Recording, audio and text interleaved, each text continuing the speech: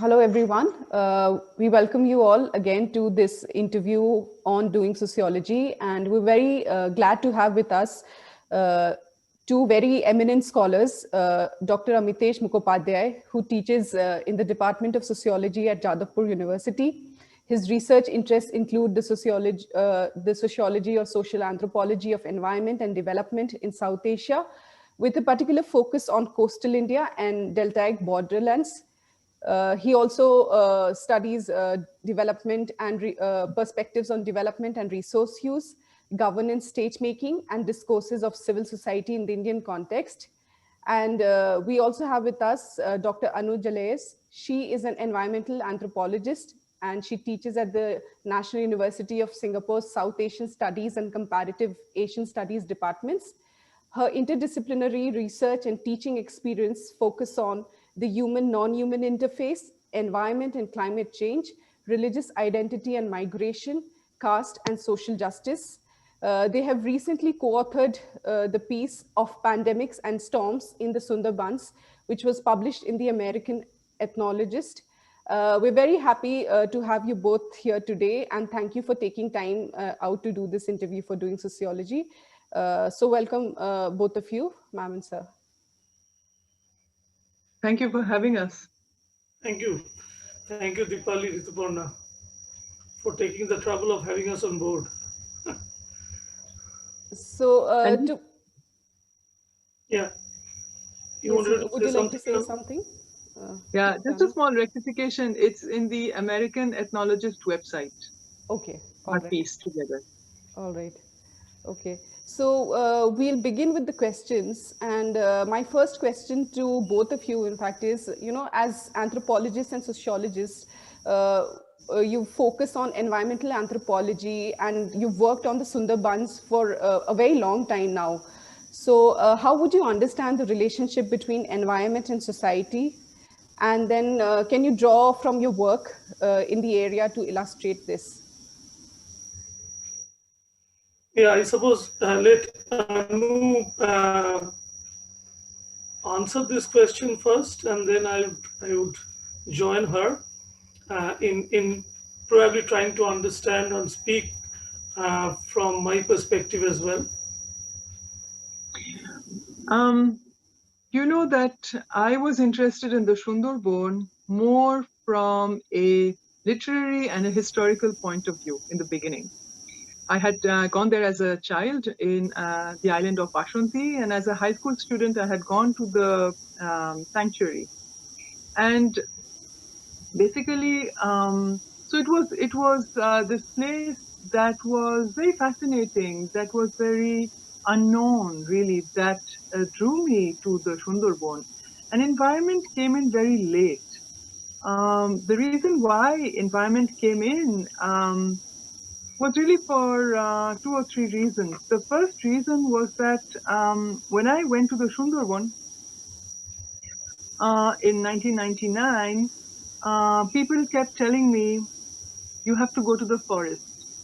And I said, listen, I'm not a tourist, I'm not a biologist, I'm interested in writing about your history and, your society. And they said, one of the men said, aren't we just tiger food for you? So that got me thinking. The other thing was that people kept insisting that I go to the forest. And they said, you won't be able to write about us if you don't know our tigers. And so initially I was like, what's so special about your tigers? Because for me, a tiger is a tiger, the one I saw in a zoo. And they said, oh my God, you have no idea. Your tiger has nothing, no relationship with our tiger. And so they started on these stories about tigers and how these tigers were non-humans or creatures that basically could feel, could understand, could be in conversation with them. And that is what really got me interested in the environment part of things. And what had already also happened the year before I left for the Sundarban was that we had the visit of Philippe Descola at the London School of Economics, where I was a student, and his Fears of Twilight had come out, and he was already, so basically that book and a lot of his stories about the Achuars in the Amazon resonated with what I was hearing here in the Sundarbans.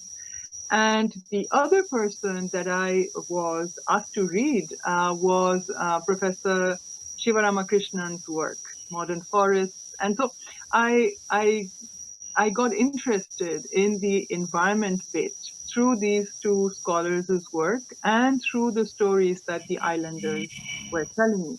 So this is where from a, let's say, social anthropologist, I became an environmental anthropologist because as I was living there, also I realized that I couldn't really write about this place without writing about its environment. People didn't think it made sense for me to write about them without writing about what was around them, what was, as they saw it, part of them. They even thought that basically the kind of environment they lived in had an impact on their character and on the kind of people they were.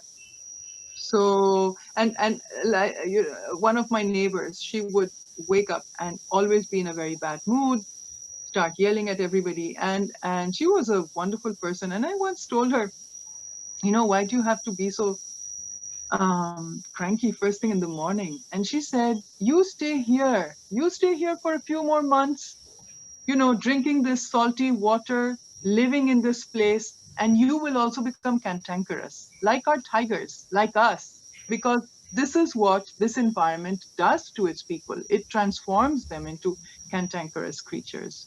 So again, this idea that the environment is all pervasive and really has an impact on how people see themselves is something that has remained with me. So Yeah, sort of quick. Uh, it, it seems that there are two angles to the question that you raised. One is how we got interested, number one, and secondly, the more generic question of how environment and society, you know, what would be our idea of or take on environment and society. So coming to the first part of the question is that unlike Anu's, what I went through was uh, it was in a sense what an anthropologist would call a complete sort of a makeover, in the sense that when you begin to do field work, you go through as if it's a kind of a rites of passage to be finally called an anthropologist. So in a sense, I never visited Sundarban earlier. When I started my work in 2000, and like all urban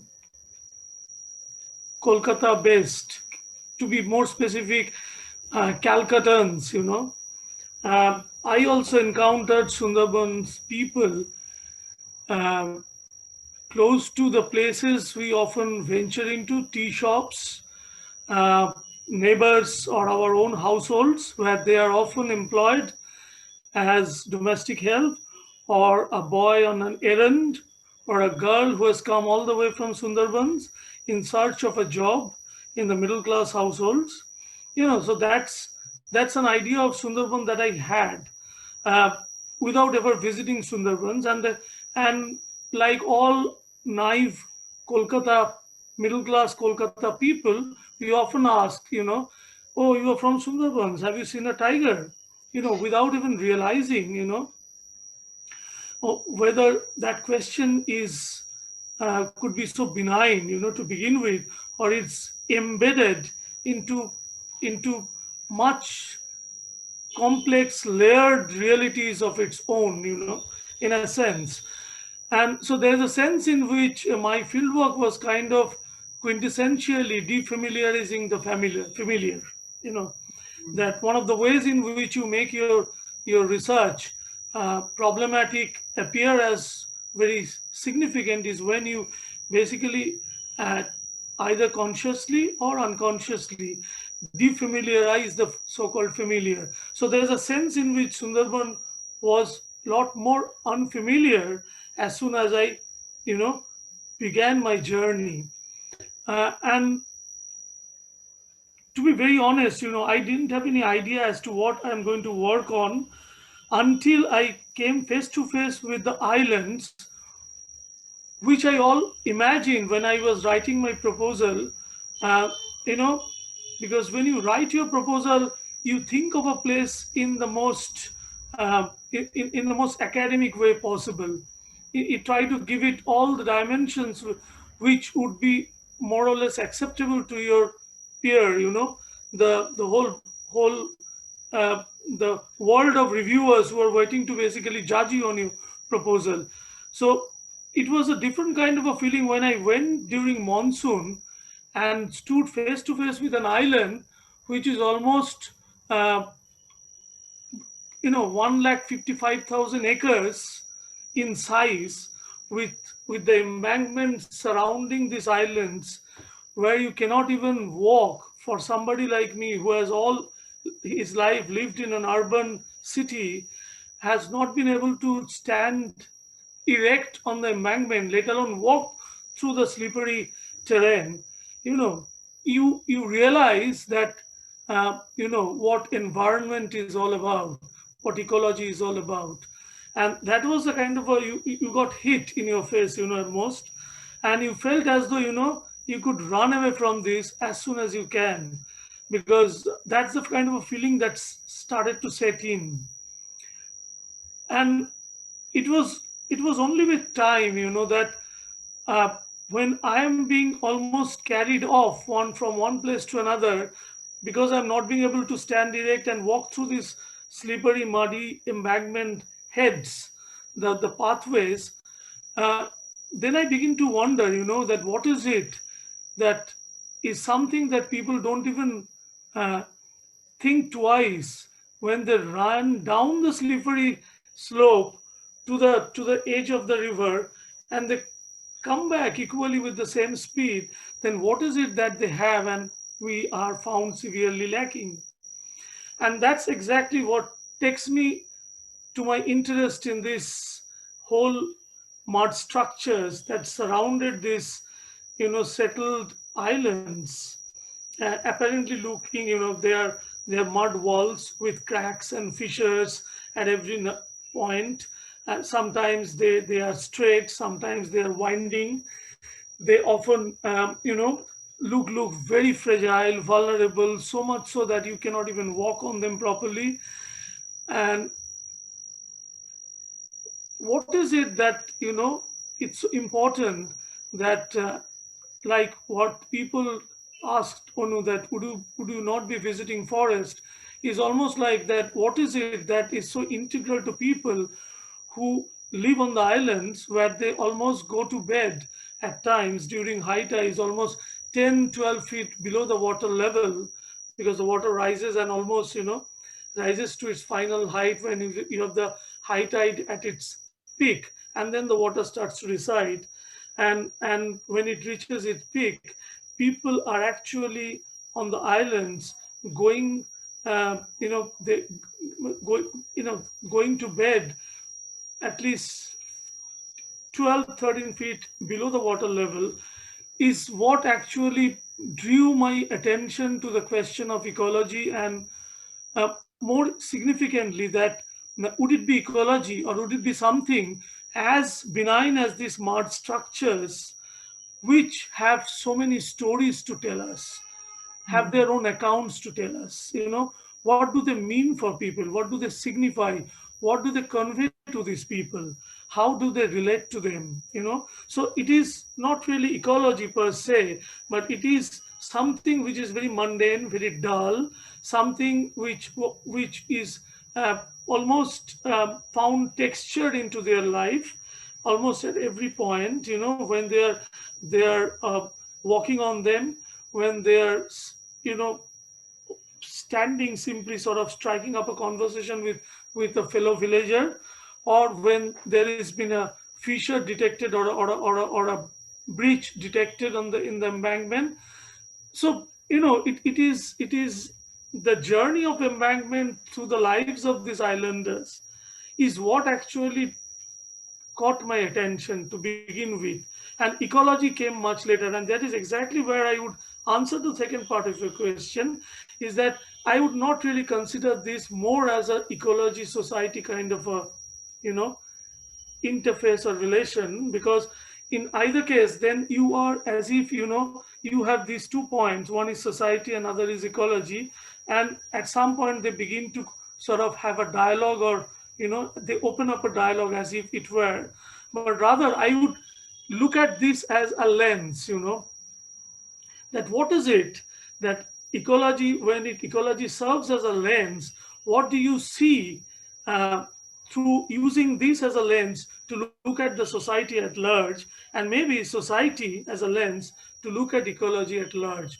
You know, in other words, they are so constitutive of each other almost at every point that probably it is difficult to sort of separate the two. And that's how I looked at my entire journey into Sundarbans and my work on the embankments, is that which one would I really consider as my point of entry? Was it society or was it ecology?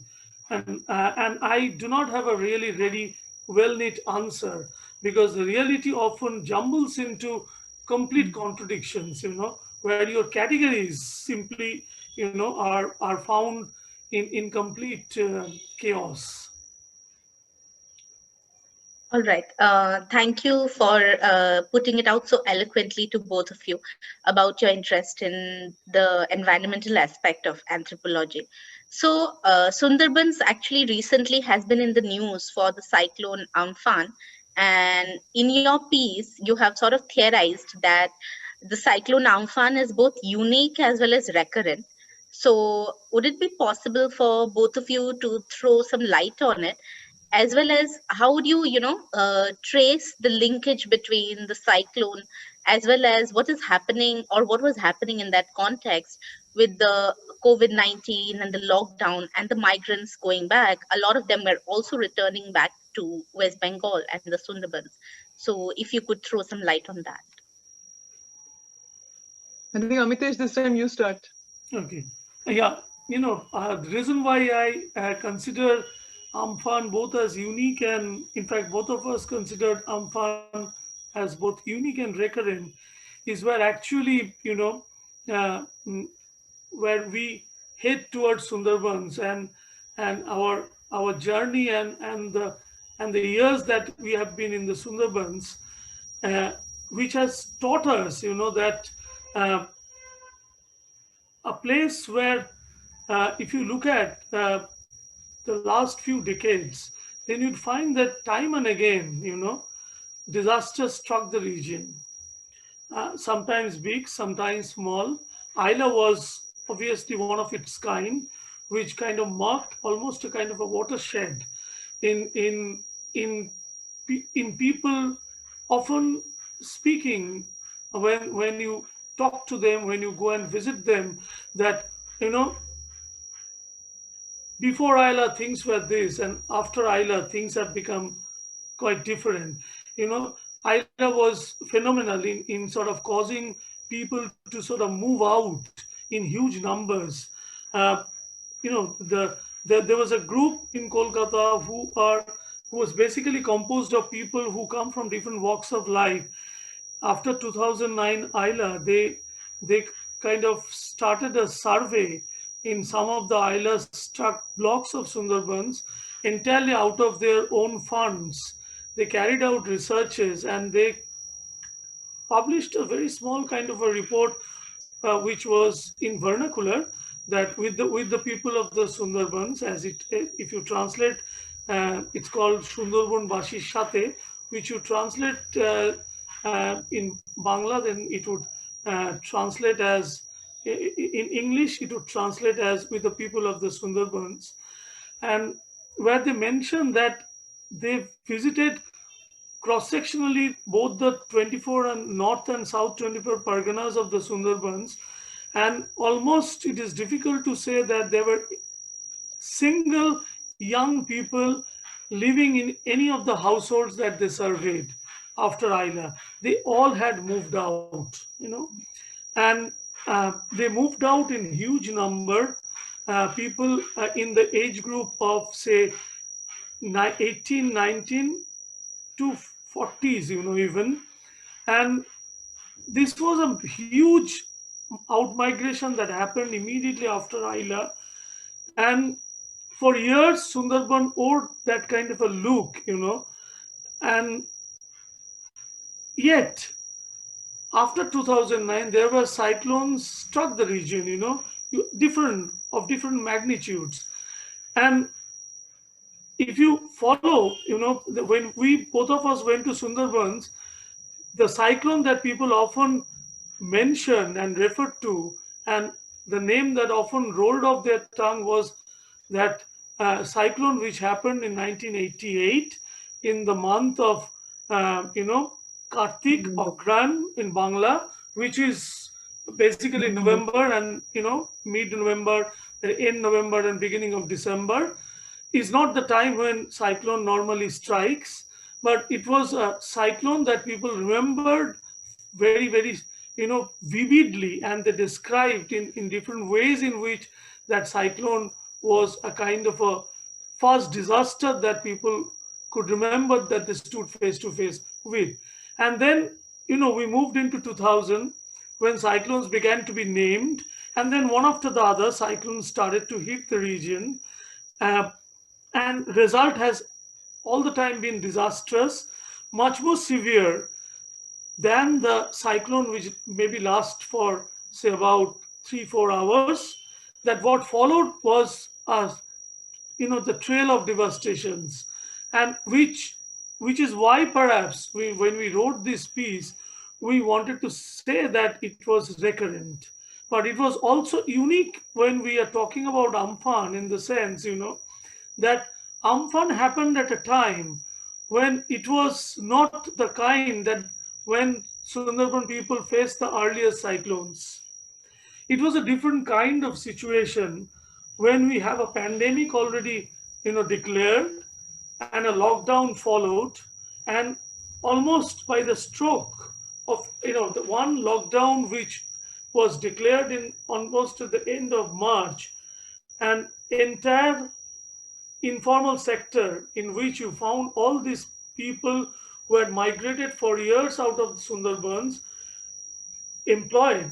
They were all kind of fired at one go, having nothing at their disposal, deprived of means of livelihood, absolutely bereft of any funds whatsoever that they could call their own.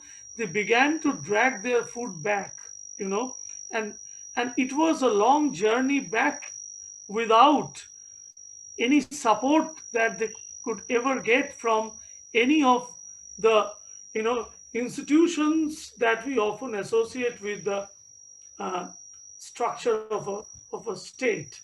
And it was that which we thought that, made Amphan, which struck the region in May, and a time when people had basically many started to probably walk back.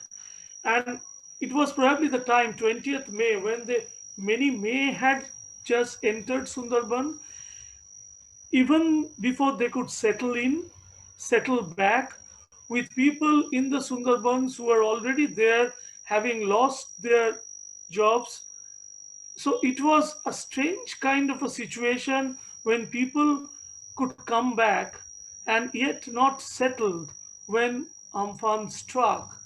And it was unique in that sense, that people having lost their jobs to pandemic never really thought that they could have this in store for them. And that's exactly why we called, that it was both recurrent and, you know, unique. Recurrent in terms of what people could experience uh, in the throes of disaster that they had been, and the aftermath of each disaster that struck the region, the kind of responses, the kind of infrastructural, aid that could follow, the kind of life that they were kind of made to live, uh, and they continue to do that till another cyclone struck the region. So in that sense, it was recurrent, and Amphan's trajectory was uniquely tied up with the pandemic, and in that sense, we called it, sort of unique, and probably in the other sense, it was recurrent. Maybe Anu would be able to throw more light on that. Uh, Anu, for Yeah, you. I just thanks for this exhaustive explanation. I agree with you, of course. I just wanted to say also that the reason why we thought it was recurrent was because crisis is kind of the default mode in the Sundarban. So so there are two times in the year when cyclones happen. One is at the onset of the monsoon, so sometime in April or May, and one is when the monsoon is retreating, so in October or November, September, October, November. Okay, so these are the two times when you have risks of having cyclones. And, we don't hear about the smaller ones, but that place is constantly under threat of, the mud embankments that Amitaj was talking about, and that really formed the core of his study. These mud embankments can at any point just dissolve, because of a strong wind, because of the tide, because of a cyclone. So it doesn't happen only because of the cyclone, which is why, both of us have been working with this idea that actually living in the Sundarban is quasi dangerous. People are always in crisis mode. Okay. And because you can lose your home, your land from one day to the next. The river decides to change its course, and that's it. You've lost everything. So it's a gamble. It's a gamble where usually you don't, as a human, come out on top. And this is also why people from the Sundarban have been trying to leave the Sundarban as soon as they had an opportunity, and they still do so today. So as Amitaj was saying, after Ayla, a lot of young people, even as young as 15 or 16, left the place to work as construction laborers, usually in the wealthier states of India, such as Kerala or Punjab. So, so this is why we were saying that there is this crisis mode, and for me, what was very interesting was two things. One is that I had been to the Sundarban as a high school student a couple of weeks before the 88 storm. As Amitaj was saying, storms did not have names then. And in that storm, what was the number of people killed? Some thousands were killed in the 88 storm. And I lost people I knew, whom I had just met 2 weeks before. One of the boats from the forest department disappeared with the forest ranger on it. It was for a teenager, something like that really has an impact on your mind. And then I had arrived, in 99, I had arrived in August. And in the super cyclone that hit Orissa was perhaps in the month of October or November. You're talking about 99 cyclone, 99 cyclone ta it was September, October, yeah. Yeah. So basically it had been a couple of months that I was there. And I remember traveling back on just the day the cyclone was announced. And it used to take me around 8 hours to go from my house in Kolkata all the way to the island where I lived. And I had to cross many islands. And the further south you went, the more difficult the circumstances. And midway through my trip, when I was in Goshaba, I asked somebody, "Khobor ki?" And for me, it was necessarily about the incoming storm. What news? And this person said, Dada batting korche. Okay. So because Saurabh was batting, and it was somebody who had a brick house and was in front of the TV watching cricket. And I couldn't believe this disjuncture, this disjunct between this man who is thinking about cricket while there is a huge storm approaching. So I went to the border of the island, to take my boat to go all the way. And in the boat, it was quite dark. There were clouds, and it was frightening. And I arrive around 5 p.m. In the house where I was staying, and I see that the lady of the house had killed all of her chicken, and she had made a huge feast. Usually the food there was very, very, minimal. But on that day, she had made a feast. And I said, you're expecting visitors today with the storm coming? And she said, no, but we don't know what will happen. And, so she didn't want to frighten me. And she said, we may not be able to cook for the next 2 days. So I'm trying to cook as much as I can today so that, we eat well tonight and we can eat some of the food tomorrow morning. All the wood will be wet and we will not be able to have fuel to make food. So this is why. But I also think that this is a, very typical response to crisis. I'm going to lose everything. I don't know if the embankment is going to break and all my fields are going to get flooded. My house is going to get broken. My animals are going to die. And so let me just chop all the vegetables that I have in my little garden. Let me chop the chicken that is there, and just let's eat well, because who knows what will happen? Who knows what the future holds? And so I feel that, this constant gamble again with one's environment, is something that is very, very typical of people there. And so this is why when the storm was going to happen, so both Amitaj and I called the people we knew, and we asked them what they were going to do. They were trying to find brick houses because they knew those places would be safe, but there are very few brick houses in the villages where we do field work.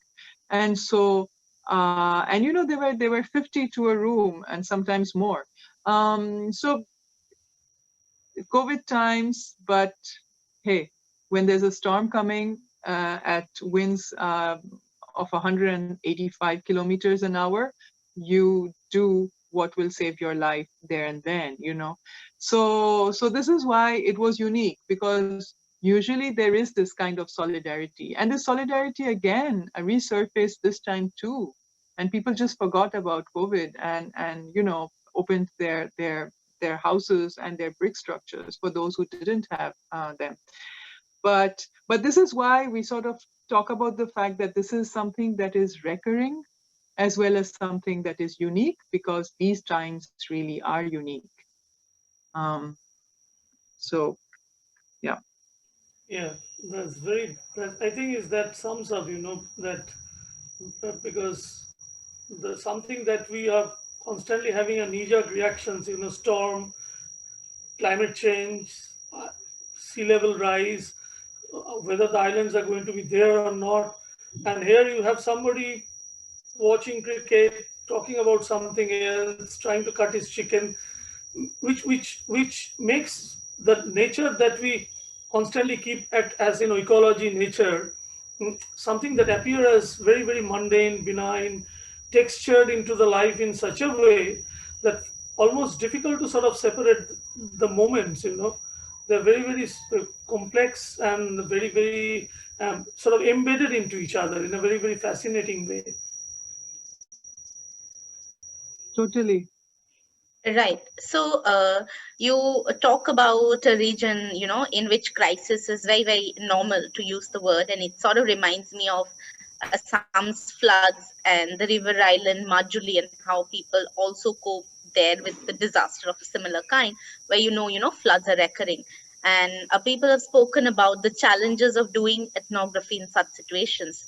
So both of you as ethnographers, what kind of challenges do you think can come up in doing ethnography in such context, as well as how do you maintain an objectivity or an objective position, something that has also been spoken a lot about in sociology. You want me to go first, Yeah, Amitaj? do Yeah. that. Yeah. So personally, I don't believe that. See, I'm an anthropologist, not a sociologist, and I believe more in qualitative research than in quantitative research, even though I have done both. Um, and I really like American anthropology because it brings in the element of self-reflexivity. And I think that is very, very important. So, you know, the thing is that in a way, both Amitesh and I are both insiders, outsiders. I knew people in the Sundarban before I went there. And I have since met people in the Sundarban, so I return there every year when I go to see my family. But I also meet people from the village in Chittaranjan Hospital, for example, or suddenly at a bus stop, or suddenly in somebody's house working as a nurse. Okay, so and so this is where I am wary of the term objective because I really don't think it is possible to be objective. You're human, you're moved, and as anthropologists, I believe that we need to say we need to narrate good stories, stories that are based in reality, but these are stories that can only be written if the situation has moved us. So this is in a way what I feel for me, doing sociology/anthropology has been. It's never completely objective. It comes from the kind of person I am, and in a way, I think that uh, these places which are so difficult have been places which have brought out solidarity amongst people, but it is also places that have brought out solidarity amongst researchers. So, very early on into our fieldwork, I met Amitesh because he was doing fieldwork too. And we became friends, and we have always exchanged our work and have the other read it before it was published. And we did that through our PhD years. We have continued to do so. And today there are a whole bunch of wonderful new scholars who are also very collaborative in their kind of work.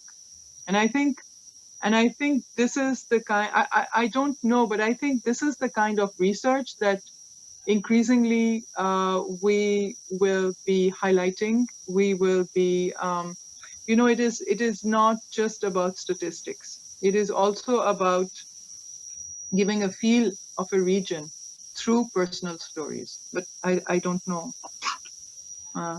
I might have forgotten part of the question also.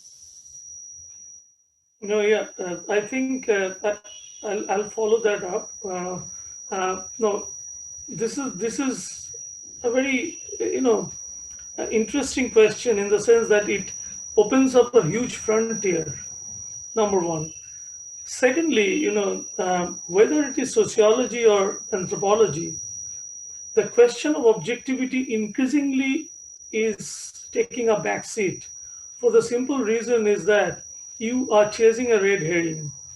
to be very specific, uh, for simple, the moment you start your ethnography, you choose to engage a region and reconstitute it on certain lines which you have uh, either decided to sort of trade in a particular way, or they unfold as you go through. In a sense, that something that has happened in anthropology in the 1980s, this whole rethinking of the ways in which we have decided to sort of put the question of anthropologist's role under scanner. I'm kind of reminded of James Clifford's the famous book The Predicament of Culture, where he is asking that question, ethnographic authority, whereby the entire colonial preoccupation with the so-called native and the primitive, that who is giving an account. Yeah, you wanted to say something? I wanted to add to this exactly, and I want to say, so it started with this, and then Paul Greenough, Ralph Nicholas, Exactly. Ron Herring, all of these people, again have been questioning and bringing in the environment, right, on studies on the Sundarban. And I think, yeah, they might have been the first real, the first real engagement with the environment in the Sundarban has been with these people. And I don't suppose Yeah, anybody can write absolutely. anything about the Sundarban without, writing about this very peculiar, strange environment, right? The very act of you undertaking a field work and eventually translating into this place into a narrative of a particular kind is itself a kind of an act which demonstrates your intent, towards something, to the epistemic questions of what you wanted to do. And that, I suppose, is something which follows throughout that question of intent. And therefore the bringing in the question of objectivity is something which becomes almost a kind of uh,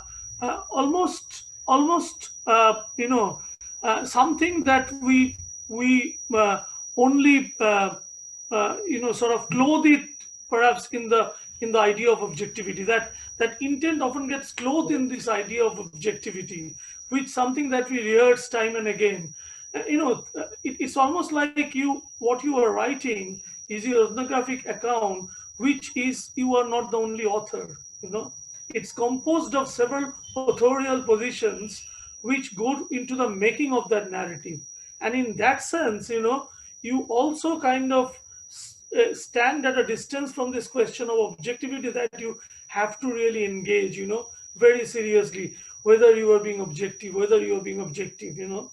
because the moment you enter the field gets configured in a particular way that you cannot help, you know Exactly. and that field gets, that Anu asking them, that I want to write about you, and then the villager is saying, so you basically treat us as tiger food, you know that configures the region in a particular way, where looking for objectivity would be basically, would be a kind of a futile attempt, Hmm. you know because you are implicated in the very word go, you are implicated in the narrative that you are building, which is certainly not entirely your own narrative. I'm reminded of basically that famous Russian literary theorist, that idea of heteroglossia, Mikhail Bakhtin's, Hmm. heteroglossia, that a novel is not written by a single author. It's Hmm. actually you find different positions coming into the making of the novel possible. So I would once again think of ethnography as being something akin to a kind of a work of which is almost close to writing a novel. Of course, Amitabh Ghosh is an anthropologist who writes novel and could say that I'm not no longer an anthropologist. But when we say that we are an anthropologist, it seems that the burden of objectivity falls on us. And I'm trying to suggest only the contrary, that when you write an ethnography, you actually get into the act of writing something where others are in dialogue with you. And to So, that extent, you do not really address the question of objectivity. Of course, you could address the question of ethicality, but once again, question of ethicality is something that I would always like to keep a little at a distance. But for the simple reason, it is kind of objectivity coming through the back door, basically. yeah, thanks for this, Amitesh. It's really important to remember this. But I think there's a distinction between ethics and objectivity. And, what I was remembering while you were talking was how in the Sundarban region, what is the objective line? Where do we draw the center? And I'm saying this because not only are identities really fluid, and more so in this region where, from one day to the next, you could be a rich zamindar and lose everything, right? Yeah. You need people, you need friends, you have something which is found all over South Asia, really, but it was very, very common to find in the Sundarban something called dharmer ma ba dharmer baba ba shoi. Okay, so I realized this. We need to translate a little for So, yeah, so like it's sort friend. of godmother or godfather or friend. And I only came to these relations when I started doing genealogical maps, something I love doing. So I was chatting with somebody and I was like, okay, so, tell me about your family. And I was drawing this map. And he had often spoken about his elder sister. And while I was doing the map, he did not bring her in. So I said, what about your elder sister? And he said, she's my dharmir bon, Didi. So I was like, so tell me more. What was this relationship all about? What is it? And then he started on a very beautiful story where he said that, when I was young, I was very, very poor. And my father managed to put enough money and send me to college. None of my brothers were sent to college, but I was sent to college.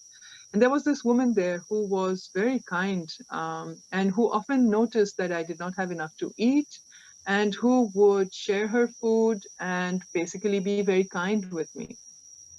And and he said people started to joke, saying, "Oh, who is she?" And he said, "I dragged her to the principal's office, and I said in front of the, Shurjo Chandra ke Shakhi rekhe, keeping the sun and the moon as witnesses.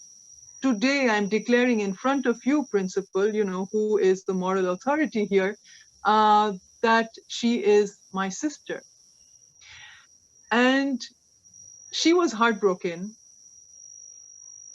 The principal was relieved, and he said, this was the best I could do. And I said, why did you do that? Because she loved you. He said, yes, and she still does. And we still visit each other's homes. But she is my sister. She is not somebody I can ever severe relationship with, like I could have if, we had got married. And I know that if we had got married, she would have been miserable because she comes from a rich family and I had nothing to offer. But I still cared about her so much that I wanted her to be in my life. And this was the best option I could think of. And he said from that day on, her family that had not been very happy with her cozying up to me suddenly looked up to me. And she said, a few years later, when she was refusing to marry anybody, her brothers came to me and asked me to talk to her to get her, so that she allows getting married to somebody else. And it's these kinds of stories that are very, very deeply anthropological moments when they make you rethink relationships, blood ties, ties of marriage, of kinship. What did it mean, and what is what is being objective here? How do I portray this story? So either I excise it and not talk about it and give a very clean, beautiful genealogical map where she doesn't figure any longer, but she is very, very, very present in his life. She figures in his life. They often visit each other. So then I need to take this relationship into account. But how can I do this without making a story, without talking about it um, in the way I just did, as a story? And I really think that increasingly, hopefully, research will become more sonic. We will put less importance on the visual and on categories, but perhaps more on poetry, on songs, on dance, on other ways in which people exchange. This is something that a young scholar whose work inspires me a lot, Carola Lorea, was speaking about. And I think it's very important, really, to bring in this aspect in research. Because, how different are we from the colonial power who tried to do censuses where every group would fit within a tight category, right? How do you understand Potwal? How do you understand Baul? How do you understand hijras? Which is why hijras were made illegal by the British. How do you understand people in the Sundarbans who believe in Ma Bon Bibi, who was sent by Allah, but who don't necessarily call themselves Muslim, right? So there are all these stories where neat categories, where objective out, where these things don't fit, and the only way you can really acknowledge these are through, for me, are through literature stories.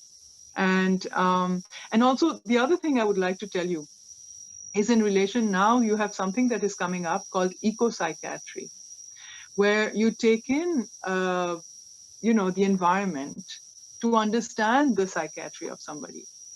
In the 90s, there was another aspect of psychiatry that I was interested in called ethno-psychiatry, where you took in somebody's cultural background to understand what they were going through. And I think that what these things do is displace the very Freudian or very Western understanding of a person's mental health or mental well-being, right? It's sort of, because if you are going to understand, I'm giving another example here. When I started doing house-to-house surveys, I used a euphemism to try and know if somebody had been killed by a tiger or a crocodile or a shark. So I said, did anybody die unnaturally? And then they not only raised, people who had been killed by these wild creatures, but also people who had died of suicide. And then they also spoke about people who had been killed by fear. So it wasn't just, when the third house, you're in where you're doing your house-to-house survey, when the third house speaks about, sorry guys, when the third house starts speaking about, I've lost you, about fear having killed somebody in their family, you start taking note and you start asking, what is fear and how does it kill? Now, if in Kolkata somebody tells me that they died because they were scared, it won't resonate in the same way, right? But here you're having to deal with an understanding that fear can literally kill. Okay, so in my unnatural death question, I had fear. Again, how do I think that as a student, I was a little too wary of being unobjective, and therefore I did not write about this in my thesis and in my book. And now I'm coming back to it because I really think it is important to sort of take people's understandings of certain things without it necessarily having a rational or a very logical or a very objective background. It is something that makes sense for these people And it is for us to try and understand it from their point of view and share it with anybody who might be interested in it. But so this is why, it's for me, it's a decentering of a lot of preconceived notions about humans that I think both Amitesh and I are trying to do by looking at what people have to say and starting from their lives and their narratives about themselves. I think in both our work, this is what we do, right? Just And I think quickly, I would just quickly add to that. The question of objectivity constantly it gets raised because the whole social science enterprise has been hinged on a very very peculiar other centric focus, that it's always the other that I need to know, right? And hardly oblivious of the self. exactly, We have always been the other. The famous John Beatty's book, The Other Culture. The exactly. other has been singularly important. But then how the other is constituted is where the responsibility of the self emerges, becomes very important. And if you call this a very neat category, then it becomes a problem. And this is why, Amitesh, I liked how you brought in Bakhtin's Yeah. uh, heterotopia, right? Heteroglossia. Heteroglossia, where basically we co-constitute Yeah. each other's stories. Yeah, because even if it is autobiography, for example, a very strong case could be an autobiography. You know, I mean, you are writing your autobiography, but it is entirely your authorial position. Is the autobiography ever been possible? Exactly. If it were entirely you, no, it's not you. The you is constantly made up of by many others. And to the extent that within a year of living in the Sundarbans, I one day caught the fear and I was taken to an Oja. So, it's very interesting, right? How you have all of these things, how things influence you and how you influence others. And this co-constituting, yeah, is, I think, important to remember. And I think it makes us, you know, less sure about ourselves as researchers Yeah. and perhaps more human as people. Yeah, because the objectivity gives you an epistemic certainty, and I'm trying to ask, are we certain? Exactly, and we can never be, really. It is a reality at one point in time that is always fluid and fluctuating, right? Yeah. No. Thank you, both of you, for addressing this a very important yet complicated question in that manner. For our viewers, especially young students, take note of it. We also have an ongoing series on what is ethnography, so you can also look that up, as well as listen to Dr. Jalais and Professor Mukhopadhyay speak about the challenges and what is unique about doing ethnography. So we have two more questions for each of you, I guess. So Deepali. Yes, so now my next question is addressed to Dr. Mukhopadhyay.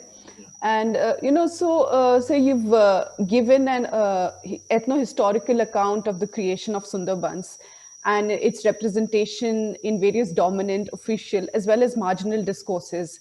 So could you throw some light on how these representations differ? What is the difference between these discourses? You mean the official discourses?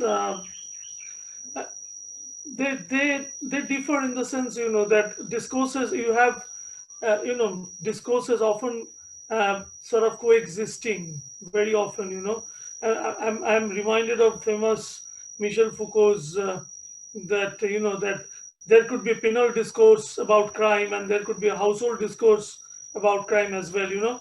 For example, in the household ways in which we often consider who is a criminal and who is not, and very often the pointers and the references by which we the not really references but the standards set out are often what a person looks like. He looks more like a criminal and he looks less of a criminal.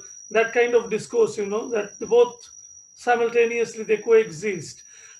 without claiming who is superior and which is, I'm not getting into that. But of course, one of the very strong representation of Sundarbans that you find in the official discourses, in the government reports, the development agenda that has been created for over these years, has been that of a place, that which is why today we are, Onu and I, we are trying to write something once again on the question of something which has figured very strongly in the WWF worldwide, sort of worldwide sort of wildlife and fund, that they have proposed something which is called a managed retreat for the people living in such disastrous and vulnerable landscapes, something that 2050 or 2021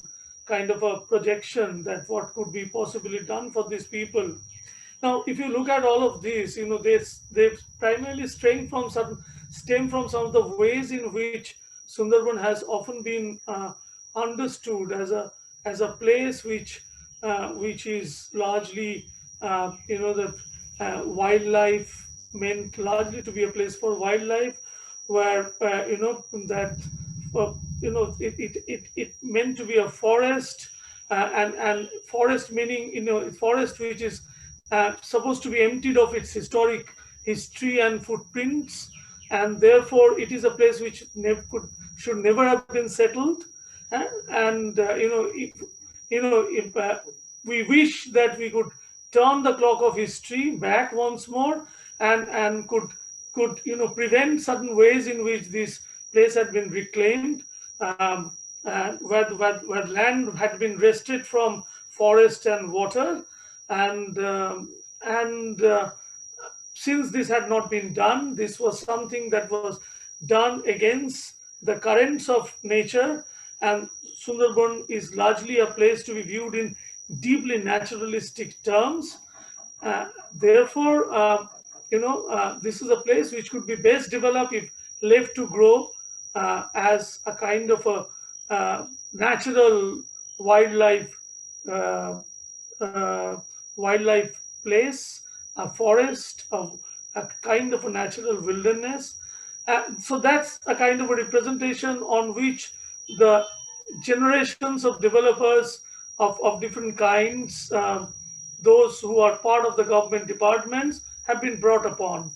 And which is why it is, that we had a Sundarban Development Board created way back in 1971, 72, and there was nothing that we got to hear about what this board was doing until in 1994, where there was a Sundarban Affairs Department created by the government of West Bengal. And once again, it was created in 1994, but much later that we got to find its first report of what was happening in the region could be found. And one thing that you would find very strongly figuring in as you flip through the pages, that how difficult it is to do work there, how remote it is, how the place is, sometimes this is like it's a forest infested by notorious Royal Bengal tigers. So all these, are the ways in which this region has been portrayed. Even if you look at the, West Bengal government used to bring out a magazine, which they still do, I suppose. It's called Paschim Bongo, the West Bengal. And they have one volume which is devoted to whole of South 24 Parganas. And if you look through this document, regardless of the topic that is being discussed under these different headings, the tiger becomes very quintessentially important. The face of a tiger that almost figures. So, this is, this one way in which you could understand that that there have been, there have been discussions of the region in variety of ways, in variety of documents, which convey a very strong image of the region, right? Which often needs to be juxtaposed against the way, the way people live. It is not as if that this discourse doesn't inform people's way of life, doesn't inform people's way of looking at it. In fact, the villager asked Anu that, so you are here to write about us who are tigers' food, which is basically, that it that one major way in which Sundarban gets represented is also something that informs the ways in which people look at this world, look at their place. But it is also true that the same forest is being, and Anu has obviously written volumes on this, that the same forest has been looked upon from a completely different vantage point, from a completely different perspective, which tells us a great deal about how people do forest, people look at their forest, look at their engagement with forest, and their settled island is understood in ways in which forest is conceived in their everyday life. So, these discourses, they are the most important thing about discourses, that they often run parallel, but they do not always. They often slide into each other in a manner in which they slide in and out, and and create certain informed opinion about a place, which often it is very difficult to disentangle. But once it gets perhaps disentangled, then you have very rich accounts of the place emerging differently in different perceptions, different forms of representations of the place. Think of a forest guard who is both a villager and a government servant, who is both a state and a non-state, who has a particular view about the forest as a forest guard, and a particular view of the forest as a villager. And where do you then understand these different discourses and representations of the region? So, instead of, I would I would really be uncertain about passing a very definite position on how these representations are of this region, but it is perhaps interesting to locate how they work, sometimes in tandem, sometimes quite differently, allowing for different other impressions, interpretations of the region to sort of emerge. That would be a very kind of, I would say, not really far from, not really very pinpointed and far from happy kind of an answer, but that's how I would like to look at a region, and particularly a place like Sundarbans, being imagined in different forms of documents and the ways of representations. Onu, I'm sure we'll have something else to sort of comment on. Sorry, I've forgotten what the question was. The question was that maybe Deepali would be the best to repeat, perhaps. Yes, I was basically wanting to know about, how the place, Sundarbans has been talked about in different discourses, and, what has been the representation. I guess Dr. Mukhopadhyay has talked about that. And I would just like to add that, of being somebody who's not from the place, and, we've all grown up with, knowing that Sundarbans is the Royal Bengal tiger. I mean, it's sort of synonymous with that, but there is so much more to it. It's about the people, what he was saying. So yeah, on that note, would you like to add something more to No, I that? think he put it very beautifully. Yes. So, our final question is addressed to you, Dr. Jalais. And here I would like to quote you. So you write that the Sundarbans, islanders believe that they share with the tigers a unique geography, a shared history, a set of common laws, and crucially, interactive experience. So, when you write this, our question to that is, what is the relationship between nature and human beings, according to you, and how do you address that from your own work in the Sundarbans? So it was when I was in the Sundarban that I realized that I had to stop thinking about this nature-culture dichotomy. And this is where Philippe Descolla's work became interesting, because he had at that point in time spoken about totemism, naturalism, animism, and how these were three different ways of basically interacting with the environment.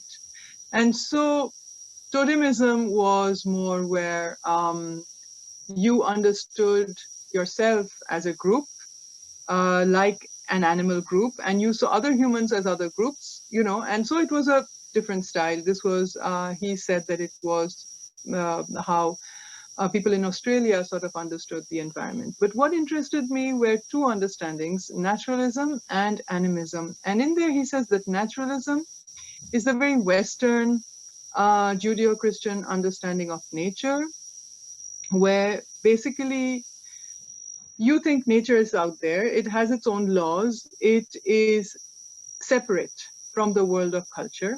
And now we, as benign, overlords, see to the preservation of nature and all of that. But there is a break between the two. And so in this break, we see nature as inferior to us, culture. Okay? And he said that is the Western understanding of nature. And it is also the understanding of nature that the forest guard would have. He's there to protect the forest and to protect wild animals. And basically, they're separate and different. And then he speaks about animism and how, for the Achuars, they believed that they were part of their environment. There wasn't something called nature and culture. They were in it together. And in this togetherness, they could sometimes become jaguars, and jaguars could become human. And I was reminded of the story when people started telling me stories of tigers. And they said things like, deep down, tigers understand us. And I was like, really? And they'd say things like, yes, tigers in the Sundarbans are creatures that have come after trekking all through Southeast Asia, where everywhere they were being hunted for their bones. And finally, they came to this God-forsaken place where they were left in peace. And this is also why they're so cantankerous. The water here is brackish and not really fit for consumption. And this is why our tigers are known for being man-eaters. This is why they're so cantankerous. But they also have a very, very kind side. They're very humane. And they see and know that we also are refugees who came to the Sundarban. And so they allow us to live here. And not just this story, but other stories where basically tigers had appeared in dream, and other stories also of how a tiger charmer needed to be like a tiger. So no, not anybody could become a tiger charmer. Only those who were, only those who had enough courage could stand up to tigers and become tiger charmers. Because to become a tiger charmer, you had to become a tiger, and you had to be arrogant, and you had to stand up to them. So this is where I sort of started thinking that perhaps the scholars' understanding of different ways in which we understand the non-human world and the environment really makes sense, because what I was hearing and engaging with in the Sundarban, these interactive experiences I talk about, were experiences that I could only understand if I stopped thinking in binaries and really saw it as a whole, that this was a space that everybody shared, and you had to sort of struggle with these non-human creatures, and sometimes they had the upper hand, sometimes you had the upper hand. But it wasn't as if it was your responsibility to protect them, because they had the responsibility of protecting you also. So when you think you have the responsibility of protecting somebody, you feel superior, right? You feel that you are in a position to be able to do that. Whereas here, it wasn't spoken of in this way. No, who are we to protect tigers? Tigers are protecting us, and it's a give and take relationship. It's one where we are brothers. And what unites us is this feeling of being cantankerous in a space that is so hostile and inhuman, right? So this is for me how I saw my relationship between humans and non-humans in this place. I felt that I really had to break this category with which I was born and sort of look at the environment and tigers from what the Sundarban Islanders were saying. Quickly, Dipali, to this discourses, this once again, this interesting, that The villagers, they look upon tiger as, the same refugees, migrants who had crossed many paths, before they could come to Sundarbans. But if you look at the official documents, if you look at different vernacular writings on the Sundarbans, and even not so vernacular, even in English, but quasi kind of an academic writings that if you look at, then you'll find that Sundarban is a place where humans come secondary, the animals primary, and there is, the humans have never been the aboriginals. It is the tiger and crocodiles who are the aboriginals. So you get a completely different perspective. That the aboriginality seems to be the only way for these animals, wild animals, to reclaim land from those who had denied them that. And when you juxtapose this with the kind of narratives that Anu had elaborately sort of talked about in her book and in other places as well, is precisely where you find that there's been a very close bonding built, as if it were, between tigers and humans, because they simply see a kind of their own, sort of reflection of their own life lived. And it is only that they live on a settled island and tigers live in the forest. And that's exactly where the binary gets collapsed. You know, and this is where I think it is also unique that this representation works. But to think of that the other representations don't inform these people in their ways of dealing with their life and livelihood and the landscape in Sundarbans would be far from the truth. And this is the magic of the discourses, how they operate, by often being very, very complementary to each other, and at times quite at a distance from each other. And that's exactly where, therefore whether there is anything which is essentially the truth about Sundarban is something that we really need to really pay very close attention to, that whether there can be anything in understood in terms of essence in Sundarbans. Because one of the ways in which we always found the settled and unsettled kind of a dichotomy is when we look for land, look for something of a settlement amid all kinds of unsettling experiences. And when you cannot separate the land from all other different geographical masses, then probably you somewhere start to feel that really looking for essence would be kind of, defeating the looking purpose. for something that was never there. Yeah, you're so right. This is so well put, Amitaj. I agree with you. When land and water sort of flows into each other, when humans and non-humans sort of, take each other's as traits and identities, and tigers are talked of as being very humane and kind and compassionate, you know, it is a very strange place, right? Where Yeah, essentialities, exactly. identities There's a are book so fluid. which I think you should all read, because Anu and I actually discovered this book while we were doing our field work way back in 2000. This is a book by Cy Montgomery. You remember The Spell of the Tiger, Anu? Yes. This is a book. It's a very very thin kind of a book, but she, like any other wildlife lover and natural nature lover, she's been writing this book with a sense of apprehension that the tiger is dwindling, tiger is decreasing in the Sundarbans. And she has gone to Sundarbans, stayed with one of those people, we knew him, who had a boat, and remembered that he toured her around the Sundarbans. And she's writing in one place, in on one of the pages, that that you see the Gangetic dolphin and so on and so forth. Is fantastic to see them all sort of dancing across the waves and all of that.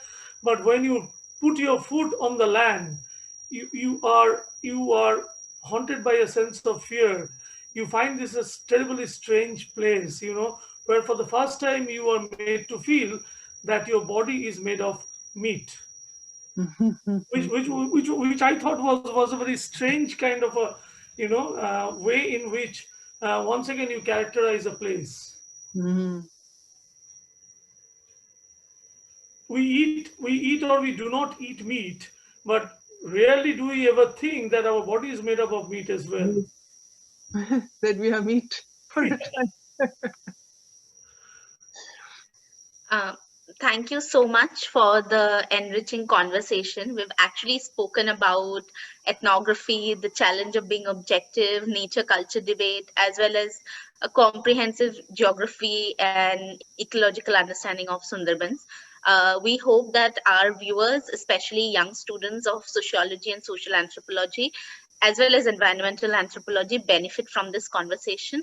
We'll also be sharing links to both of their works with the video. And again, thank you both of you for taking time out to do this. Wonderful. It's been really pleasure speaking to you both, and with having Anu. Uh, uh, Yeah. that's probably one of the things that